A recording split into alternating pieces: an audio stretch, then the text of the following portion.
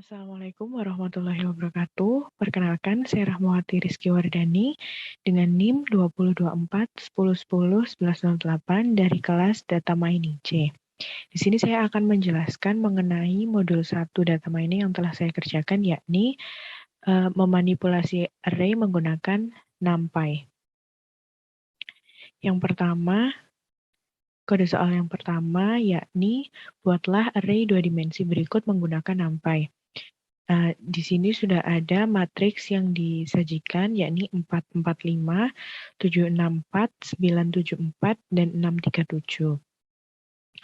Kemudian untuk membuat array 2 dimensinya, kita harus mengimport modul NumPy-nya, yakni import NumPy as NP. Di sini saya jadikan NP agar lebih mudah ketika melakukan pengkodingan. Yang pertama, yakni saya membuat variabel y, di mana np.array,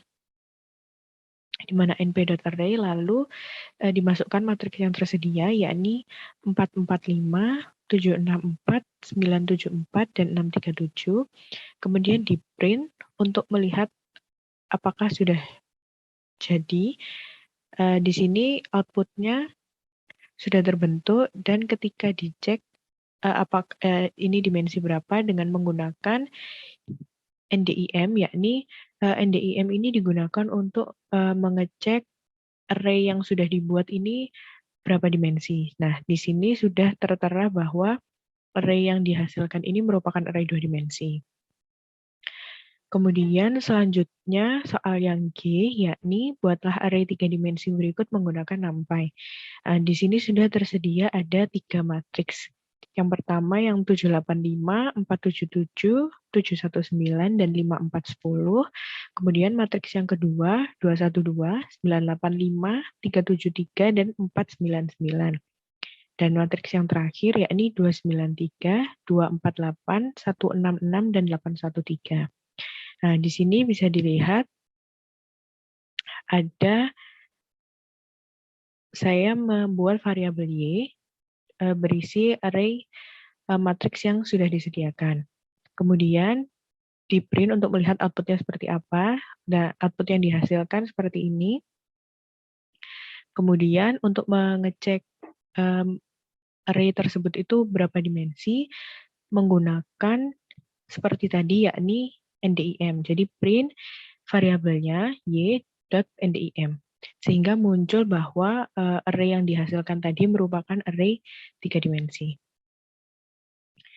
Kemudian soal yang kedua, kode soal yang kedua, soal D, tambahkan angka 1 pada setiap bilangan di baris ganjil array berikut, kemudian tambahkan angka 2 pada setiap bilangan di kolom genap array berikut.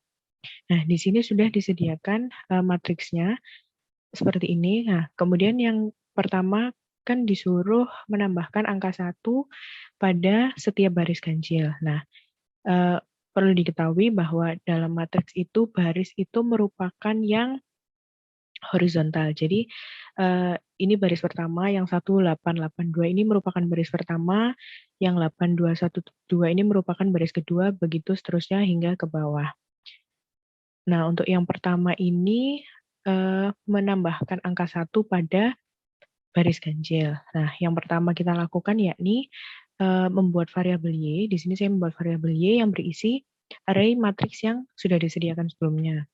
Nah, kemudian di print untuk melihat bagaimana output matriks awalnya. Nah, ini output matriks awalnya sudah sama seperti yang ada di soal. Kemudian kita buat yang untuk menambahkan angka 1 untuk baris ganjil. Nah, di sini variabel y-nya dideklarasikan seperti ini, y 1:4:2, titik 2. Nah, di sini 1 ini menjelaskan bahwa perubahan itu akan terjadi pada mulai dari indeks pertama. Nah, kalau di array itu kan indeks dimulai dari 0. Berarti ini yang 1882 ini indeks 0, kemudian ini indeks 2, indeks 3, 4, dan indeks ke mohon maaf, ini indeks 0, 1, 2, 3, dan 4. Nah, kemudian yang 4 ini merupakan bisa diartikan bahwa kan ini satu baris terdapat indeks 0, 1, 2, 3. Nah, nanti angka yang akan dilakukan perubahan itu merupakan indeks ke 0 sampai indeks ke 3. Nah, kemudian di sini ada 2. Nah, 2 ini menjelaskan bahwa nanti perubahan itu terjadi pada baris tersebut dengan melompati satu baris selanjutnya. Jadi misal perubahan itu dimulai dari baris pertama. Nah, nanti baris indeks pertama, maksud saya indeks pertama. Jadi indeks pertama ini nanti akan terjadi perubahan. Nah, kemudian di indeks kedua ini tidak akan terjadi perubahan. Nah, perubahan selanjutnya itu baru di indeks ketiga. Nah, lalu titik 2 yang terakhir ini menjelaskan bahwa perubahan itu akan terjadi pada keseluruhan angka di baris tersebut. Nah, terus ini dideklarasikan seperti ini, lalu ditambahkan 1, karena tadi diminta untuk menambahkan angka 1 pada baris ganjil. Nah, kemudian ketika di-print, maka output-nya akan seperti ini. Jadi, yang tadi matriks awalnya itu kan indeks baris ganjilnya, indeks pertamanya ini kan 8212. Nah, di sini sudah menjadi 9323. Kemudian yang awalnya ini indeks ketiganya 1478 sudah menjadi 2589. Jadi sudah ditambahkan angka 1. Kemudian yang kedua tadi diminta untuk menambahkan angka 2 pada kolom genap. Nah, untuk kolom itu kan kalau kolom itu dari atas ke bawah, jadi vertikal. Jadi, kalau dilihat dari matriks awalnya ini, kolomnya itu berarti kolom indeks ke 0 itu berarti 1, 8, 10, 1, 8, dan begitu juga untuk indeks-indeks selanjutnya. Nah, saya melakukan hal yang sama seperti yang tadi sebelumnya, yakni membuat variabel Y yang berisi array dari matriks yang sudah disediakan, kemudian nanti output-nya akan muncul menunjukkan matriks awalnya itu bagaimana. Nah, kemudian kita akan menambahkan angka 2 untuk kolom genap. Nah, kita kembali mendeklarasikan Y.2, 0, 5, dan 2. Nah, titik 2 ini tadi menjelaskan bahwa perubahan itu akan terjadi pada semua angka di kolom tersebut.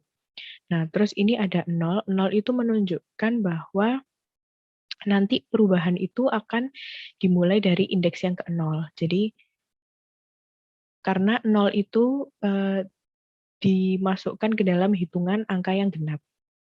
Kemudian di sini ada 5. Nah, 5 ini menunjukkan nanti perubahan itu akan terjadi sebelum mulai dari indeks ke 0 sampai indeks ke 4. Karena ini kan satu kolom ada angka 1, ini merupakan indeks ke 0, 8 merupakan indeks ke 1, 10 indeks ke 2, 1 indeks ke 3, dan 8 ini indeks ke 4.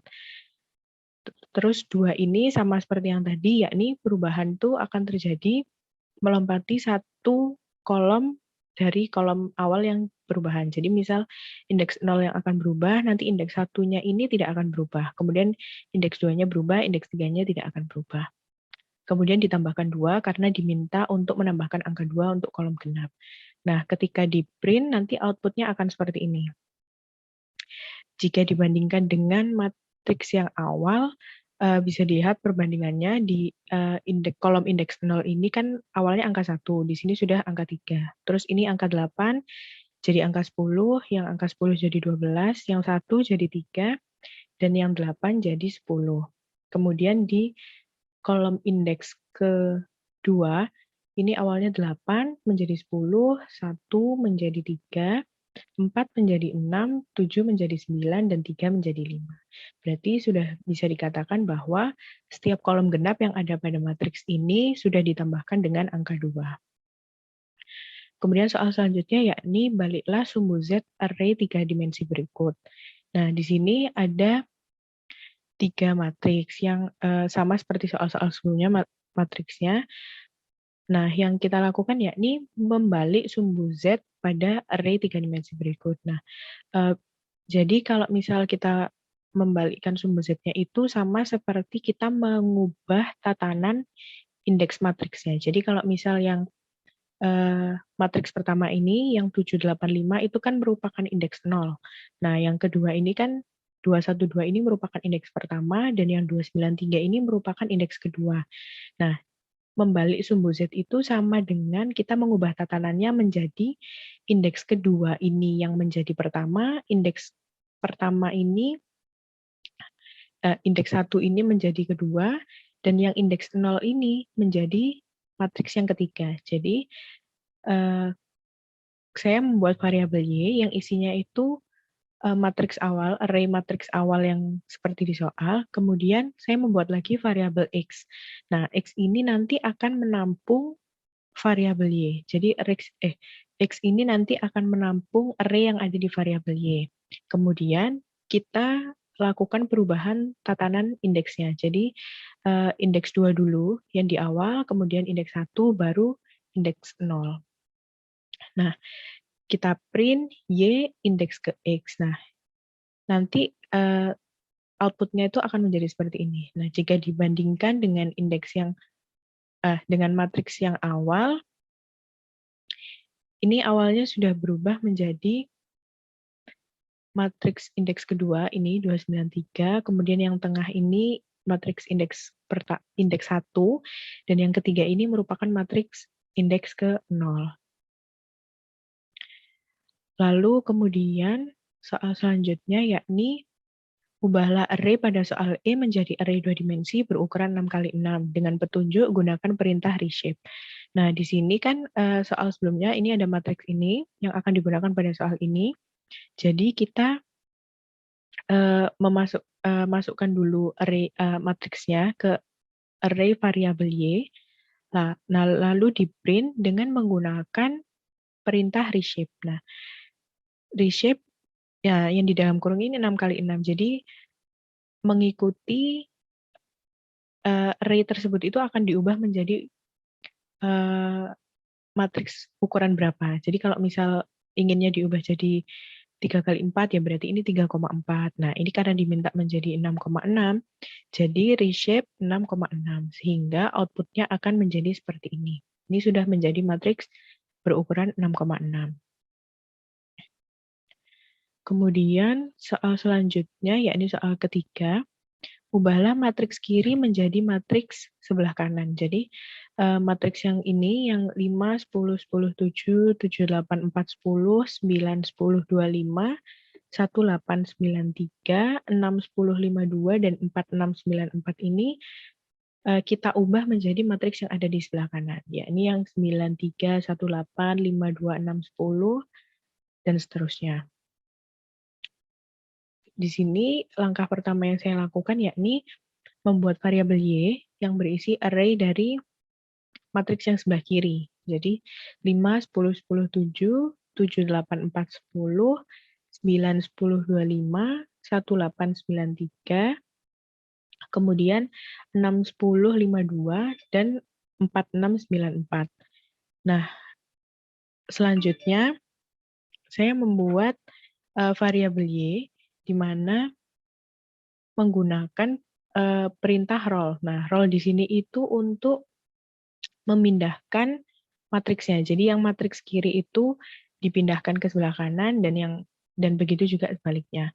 Kemudian ini roll variabel Y yang berisi array matriks sebelah kiri, kemudian 2, kemudian eksis 1. Nah, eksis di sini itu menunjukkan bahwa nanti perubahan itu akan terjadi dengan baris yang berurutan. Nah, lalu selanjutnya saya membuat variabel Y dengan array split. Nah, array split ini untuk memecah matriks yang sebelumnya itu sudah digabungkan dengan Y 2. Nah, yang terakhir yakni membuat variabel Y dengan perintah concatenate. Nah, ini Y indeks 1 dan Y indeks 0. Kemudian di print sehingga hasilnya akan menunjukkan bahwa ini merupakan output-nya itu sudah menjadi matriks yang sebelumnya di sebelah kiri. Jadi, matriks yang sebelumnya ada di sebelah kanan. Jadi kan tadi soalnya yang di sebelah kanan itu matriksnya kan diawali 9, 3, 1, 8 dan diakhiri 2, 5, 9, 10. Bisa dicek di sini bahwa sudah sama dengan matriks yang di sebelah kanan, yakni 9318 dan 25910. Berarti bisa dikatakan bahwa matriks kirinya itu sudah berubah menjadi matriks sebelah kanan. Nah, sekian yang dapat saya sampaikan. Kurang lebihnya saya mohon maaf. Terima kasih. Wassalamualaikum warahmatullahi wabarakatuh.